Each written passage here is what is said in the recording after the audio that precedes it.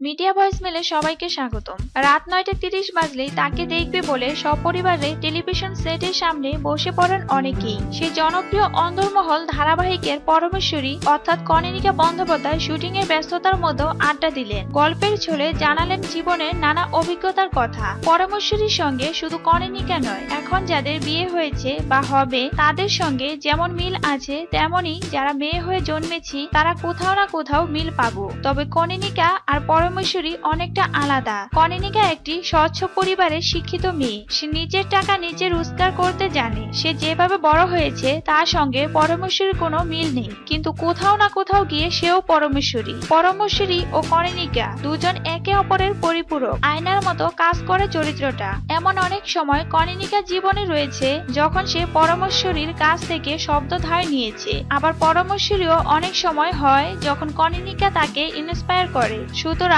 দুটো চরিত্রই আমার ভিতরে থাকা দুজন মানুষ, একটা কাল্পনিক মানুষ আর একটা নন ফিকশন, একেবারে রিয়েল লাইফ মানুষ, কিন্তু দুজনেই আমার জীবনের বর্তমান, দুজনেই ভীষণ রিয়েল আমার লাইফে। অভিনেত্রী কনিনিকা নাকি সহ অভিনেত্রী কনিনিকা, আমি ওসব বিশ্বাস করি না। আমি যদি সহ অভিনেত্রী হয়ে অভিনয়কে ছাপিয়ে যেতে পারি সেটাই হবে আমার চ্যালেঞ্জ। যদিও আমি কোনো কম্পিটিশনে বিশ্বাস করি না, আমার কম্পিটিশন সব সময় আমার নিজের সঙ্গে। আর অভিনেত্রী সহ অভিনেত্রী এখন আর ওরকম কিছু হয় না। আমি যদি এই সিরিয়ালটা অর্থাৎ অন্দরমহলের কথাই বলি, শুধু আমার জন্য সিরিয়াল চলছে তা তো নয়। অনুসুয়াদি বলো, রাজন্যা বলো, সন্তু মুখার্জি বলো, চন্দন সেন বলো, জুজু বলো, আমরা প্রত্যেকে মিলে একটা সিরিয়ালকে দাঁড় করিয়েছি। আমি বিলিভ করি ভালো কাজে। মূল ধারার বা কমার্শিয়াল ছবিতে কাজ করতে ইচ্ছে করে না, না করে না। আমি অনেক কাজের অফার পেয়েছি। কলকাতার অনেক বড় বড় মহারথীরা মেইন স্ট্রিম ফিল্মের অফার দিয়েছেন। আমি যখন ছোট ছিলাম তখন খুব সুন্দর না বলতে শিখেছিলাম, বেশি না বলে ফেলেছি হয়তো।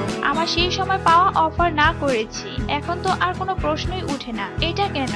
I don't enjoy. আর সত্যি কথা বলতে গেলে ইন্ডাস্ট্রিতে সিরিয়ালে মেয়েদের একটা প্রাধান্য থাকে, মেইন স্ট্রিম ফিল্মে পুরুষদের প্রাধান্য বেশি। এখন এই মুহূর্তে যদি আমাকে মেইন স্ট্রিম ফিল্ম করতে হয়, কারো মা, কারো বোন, বৌদি এসব রোল করতে হবে। এমন একটা চরিত্র হবে যেখানে আমি ভালো মতো পারফর্ম করতে পারবো। হল থেকে বেরোনোর পর মানুষ আমাকে নিয়ে ভাববে, তেমন চরিত্র আমি করব। তার উপর আমি কমার্শিয়াল নন কমার্শিয়াল ছবিতে বিশ্বাস করি না। বিশ্বাস করি ভালো সিনেমা খারাপ সিনেমায়। সবার উপরে আমি আমার কাজকে এনজয় করি। এনজয় যদি না করতে পারি তাহলে আমি সার্ভাইভ করতে পারবো না। এই ছিল আজকের আয়োজন। আমার এই ভিডিওটি ভালো লাগলে লাইক, কমেন্ট, শেয়ার ও সাবস্ক্রাইব করুন। আর প্রতিদিন নতুন নতুন ভিডিও পেতে মিডিয়া ভয়েসমেলের সাথে থাকুন।